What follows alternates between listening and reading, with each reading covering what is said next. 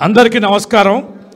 గౌరవనీయులు మన working president KTR గారు, అలాగే ఎమ్మెల్యే కృష్ణారావు గారు, ఇంకా లక్ష్మారెడ్డి గారు, ఇంకా పల్లవి గారు, ఇంక ఇతర వేదిక మీద ఉన్న పెద్దలు, ఆటో కార్మికులు మరియు రైమత్ నగర్ నుంచి విచ్చేసిన ముస్లిం యువత కూడా జాయిన్ కావడానికి వచ్చారు. ఆటో యూనియన్ వాళ్ళు కూడా పెద్ద ఎత్తున మరి జాయిన్ కావడానికి వచ్చారు. ఇంతకుముందు మేము ఆటోలకి ఆటో కార్యక్రమాన్ని ఉండి ఆటోలో ప్రయాణం చేసి మాట్లాడాం. ఆటో ఎన్ని సమస్యలు చెప్తున్నారంటే ఒక్కొక్క కుటుంబాన్ని ఒక్కొక్క విషాద గాథ. 5 పల్లెల నుంచి పట్టణాలకు వచ్చి ఆటోని కొనుక్కోవడం లేదా కిరాయికి తీసుకొని మరి నెలకి 18 నుంచి 20 వేలు కూడా రాకుండా ఈఎంఐలు కట్టడం, కిరాయిలు కట్టడం, ఇంటి రెంట్ కట్టడం, కుటుంబ పోషణ, పిల్లలు చదువులు, ఇంటికి తల్లిదండ్రులను పంపించాలంటే ఎన్నో ఇబ్బందులు ఉన్నాయి. ఒక స్కీము ప్రవేశపెట్టినప్పుడు ఇతరులు ఎవరు బాధపడతారనే ఆలోచన కూడా ప్రభుత్వాలు చేయాలి. 6.5 లక్షల కుటుంబాలు ఉన్నాయి, ఆటో డ్రైవర్లు ఉన్నారు. వీరి కుటుంబాలు వల్ల రోడ్డున పడినాయి. మహిళలకి ఉచిత బస్సు కల్పించినప్పుడు మరి సెల్ఫ్ ఎంప్లాయ్మెంట్ క్రియేట్ చేసుకొని సొంత డబ్బులు పెట్టుబడి పెట్టుకొని బతుకుదేరు కోసం ఇన్ని కుటుంబాలు ఉంటే ఈ కుటుంబాల భద్రత ఏందనేది ఈ పార్టీ ప్రభుత్వం ఆలోచించలే. ఎన్నికల ముందు మాత్రం హామీలు ఇచ్చారు. నెలకు 1000 రూపాయలు ఇస్తామని అన్నారు, సంక్షేమ బోర్డు పెడతామని అన్నారు, కార్పొరేషన్ పెడతామన్నారు, హెల్త్కి సంబంధించి కూడా సపోర్ట్ చేస్తామన్నారు. ఎన్నో రకాల హామీలు ఇచ్చినా కూడా ఇవాళ హామీలు నెరవేర్చకుండా 2 సంవత్సరాలై ఇవాళ 161 మంది చనిపోయే దుస్థితికి ఈ ప్రభుత్వం కారణమైంది.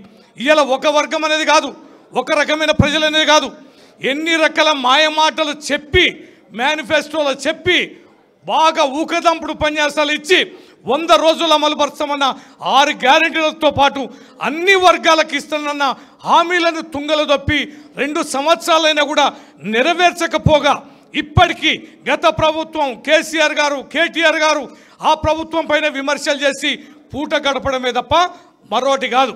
అందుకనే ఇవాళ హైదరాబాద్లో ఒక ఉప ఎన్నిక వచ్చింది, జూబ్లీహిల్స్ ఉప ఎన్నిక చాలా కీలకమైనదిగా మనమందరం భావించాలి. ఎందుకోసం అంటే 100 రోజుల హామీలు ఇచ్చి ఇన్ని రకాల హామీలు ఇచ్చి నెరవేర్చామన్న ఈ ప్రభుత్వం 2 సంవత్సరాలైనా నెరవేర్చకపోతే ఈ ప్రభుత్వానికి ఒక చురుకు అనేది పెట్టాలనా లేదా, ఒక వాత అనేది పెట్టాలనా లేదా, ఇన్ని వర్గాల ప్రజలకి మద్దతు తీసుకొని ఇన్ని హామీలు ఇచ్చి నెరవేర్చని వీళ్ళకి బుద్ధి చెప్పాలా లేదా? ఖచ్చితంగా బుద్ధి చెప్పాలి.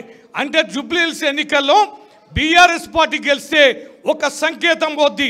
తప్పుడు మాటలు చెప్పిన వాడికి, తప్పుడు హామీలు ఇచ్చిన వాడికి, 2 సంవత్సరాలు కాలయాపన చేసిన వాడికి ఖచ్చితంగా కర్రుగార్చి వాత పెట్టాలంటే ఈ ఎన్నికల్లో బీఆర్ఎస్ గెలవాలి. యావత్ తెలంగాణ ప్రజలందరూ, అన్ని వర్గాల ప్రజలు కేసీఆర్ గారు రావాలి, కేసీఆర్ గారి పాలన రావాలి, ఆ వైభవం ఉండాలి. తప్పు చేసినామని ఈ రకంగా చర్చ జరుగుతున్న సందర్భంలో బ్రహ్మాండంగా కేసీఆర్ గారిని హక్కును చేసుకోవడానికి ప్రజలు సంసిద్ధమైన సందర్భంలో మళ్ళీ మాయమాటలు చెప్పి మళ్ళా డబ్బులు గుప్పించి మళ్ళా బెదిరించి అదిరించి జూబ్లీహిల్స్ ఎన్నికల్లో గెలవడానికి అవకాశం లేదు. కనుక ఈ సందర్భంలో మీ జాయినింగ్ అనేది మంచి మనోధైర్యాన్ని ఇస్తుంది. ఖచ్చితంగా బీఆర్ఎస్ పార్టీ గెలుపుకి మీ పాత్ర కూడా తోడవుతుందని సందర్భంగా మనవి చేస్తూ మీ జాయినింగ్ సందర్భంగా మీ అందరికి పేరు పేరున స్వాగతం తెలియజేస్తున్నా.